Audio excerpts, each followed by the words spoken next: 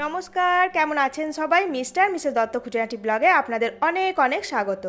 আজ আমি আপনাদের সঙ্গে একটা রেসিপি নয়, একসাথে কয়েকগুলো রেসিপি শেয়ার করতে চলে এসেছি, যেটা আপনারা ব্রেকফাস্টেও বানিয়ে নিতে পারেন বা ডিনারেও বানিয়ে নিতে পারেন, বা উপবাসের দিনে এই রেসিপিগুলোও খেতে খুব ভালো লাগে। লুচি, সুজির হালুয়া আর কাবলি ছানার ঘুগনি। এই রেসিপিগুলো যেহেতু নিরামিষ রেসিপি, তাই সবার কিন্তু খুব পছন্দ হবে। চলুন, প্রথমেই কাবলি ছোলাগুলোকে সেদ্ধ হওয়ার জন্য প্রেসার কুকারে দুটো হুইসেল দিয়ে দিতে হবে। আমি কাবলি ছোলাগুলো ওভারনাইট জলে ভিজিয়ে রেখেছিলাম। আর এখানে সুজির হালুয়া বানানোর জন্য মিক্সিং জারের মধ্যে কিছুটা পরিমাণ কাজু, পেস্তা আর অ্যালমন্ড বাদাম আর 1 বাটি মতো চিনি দিয়ে ভালো করে একটা মিহি পেস্ট করে নিয়েছি। আপনারা তো সুজির হালুয়া বানিয়েই থাকেন সচরাচর, কিন্তু এই রকমভাবে সুজির হালুয়া একবার বানিয়ে দেখবেন, দুর্দান্ত খেতে হয়। 1 চামচ মতো ঘি দিয়েছি, একটা তেজপাতা দিয়ে দিলাম, তারপর দিয়ে দিচ্ছি হাফ বাটি মতো এখানে সুজিটাকে বেশ ভালো করে ভেজে নেব। যতক্ষণ না মোটামুটি ব্রাউন কালার হচ্ছে ততক্ষণ অবধি সুজিটাকে ভেজে নিতে হবে। সুজির হালুয়া এইভাবে একবার বানিয়ে দেখতে পারেন, দুর্দান্ত খেতে হয়। দেখুন কত সুন্দর কালারটা হয়ে গেছে সুজির। এইরকম অবধি সুজিটাকে ভেজে নিতে হবে। তারপর আমি দিয়ে দেব জল দেওয়ার পর একে একে ওই যে কাজু, অ্যালমন্ড বাদাম, পেস্তা, চিনি একসাথে মিহি পেস্ট করে রেখেছিলাম, সেটাকেও দিয়ে দেব।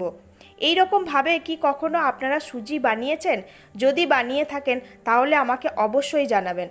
দুর্দান্ত খেতে হয়। সুজির মোহনভোগ যেভাবে বানানো হয়, আমার মনে হয় এইভাবে একবার ট্রাই করে দেখতে পারেন দুধের বদলে।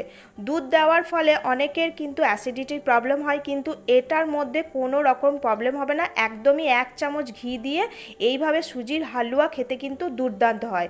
দেখুন ওই যে পেস্ট করে রাখা আমি কাজু, বাদাম, চিনি একসাথে পেস্ট করে রেখেছিলাম, সেটাকে দিয়ে দিলাম। দেওয়ার পর ভালো করে মিক্স করে দিচ্ছি। মোটামুটি যতক্ষণ না ঘনত্ব আসবে ততক্ষণ কিন্তু এটাকে ভালো করে নাড়াচাড়া করে যেতে হবে। সুজি যেহেতু, তাই তলায় লেগে যাওয়ার একটু সম্ভাবনা থাকে, তাই মোটামুটি বেশ কয়েকক্ষণ ধরে ভালো করে নাড়াচাড়া করে নিতে হবে। এবার ওপর দিয়ে ছড়িয়ে দিলাম কিছুটা পরিমাণ এলাচ আর মৌরি, হালকা থেতো করে নিয়েছি। তারপর 1 চামচ মতো এলাচ আর মৌরিটা আমি ওপর দিয়ে ছড়িয়ে দিলাম। আর ওদিকে ওই যে কাবলি ছোলাটা সেদ্ধ করতে বসিয়েছিলাম, সেটাও হুইসেল দিয়ে দিল। বেশ ভালোভাবে ঘনত্ব হয়ে এসেছে। সুজির হালুয়া কিন্তু একদম ডান। এবার কড়াইয়ের মধ্যে অল্প তেল দিয়ে দিয়েছি। তেলের মধ্যে হাফ চামচ মতো গোটা জিরে ফোড়ন দিয়ে দিলাম, দুটো তেজপাতা দিয়ে দিলাম। আর এদিকে কাবলি ছোলাটাও কিন্তু বেশ ভালোভাবে সেদ্ধ হয়ে গেছে। আপনাদেরকে দেখাই, দাঁড়ান। এই যে দেখুন, দেখতে পাচ্ছেন কত সুন্দরভাবে সেদ্ধ হয়ে গেছে। আর এদিকেও ফোড়নটা হয়ে এসেছে। এবার এর মধ্যে দিয়ে দেব আমি 1 চামচ মতো আদা বাটা। আদা বাটাটা দেওয়ার পর ভালোভাবে নাড়াচাড়া করে দেব তেলের সাথে। ভালো করে নাড়াচাড়া করে দেওয়ার পর আমি হাফ বাটি মতো দিয়ে দিলাম টমেটো পেস্ট। এখানে দুটো বড় বড় সাইজের টমেটোকে আমি পেস্ট করে নিয়েছি, সেটাকেই আমি দিয়ে দিলাম। দেওয়ার পর ভালোভাবে টমেটো পেস্ট আর আদার পেস্টটাকে ভালোভাবে কষিয়ে নিতে হবে, যাতে টমেটোর কাঁচা গন্ধটা চলে যায়।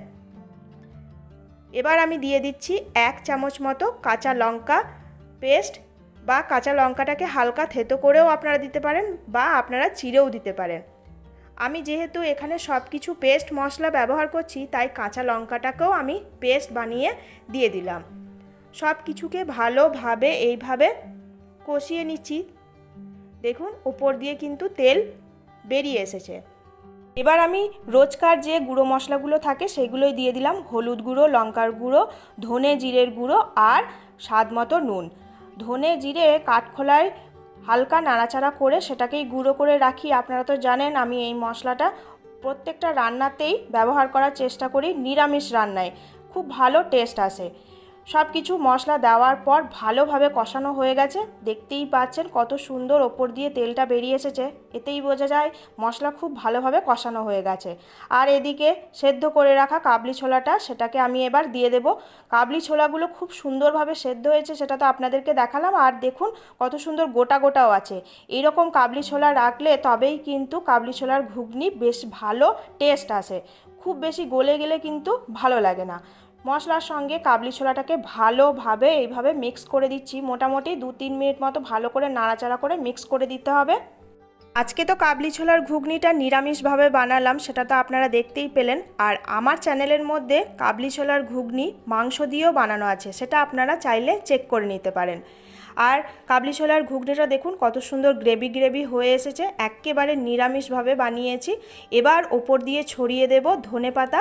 ধনেপাতা অনেকটা পরিমাণে চপ করে রেখেছিলাম, সেটাকে ছড়িয়ে দিয়ে ভালোভাবে মিক্স করে দিলেই কিন্তু আজকের রেসিপি একেবারে ডান। ও সাথে তো লুচি আছে, সেই লুচিটাকেও ভাজতে হবে। আপনারা দেখতে থাকুন পুরো ভিডিওটা, স্কিপ করবেন না, সবাই সঙ্গে থাকুন। কাবলি ছোলার ঘুগনি তো একেবারে রেডি, আর সুজির হালুয়াও রেডি। এবার কয়েকটা পুরি ভেজে নেব। পুরি বানানোর রেসিপিটা আপনাদের সঙ্গে আর শেয়ার করা হলো না। কড়াইয়ের মধ্যে তেল দিয়ে গরম গরম ফুলকো ফুলকো পুরি ভেজে নিলেই আজকের ব্রেকফাস্ট রেসিপি কিন্তু একেবারে রেডি। আপনারা ব্রেকফাস্টেও এই রেসিপিটা বানাতে পারেন, পুরো রেসিপিগুলো আবার ডিনারেও বানিয়ে নিতে পারেন।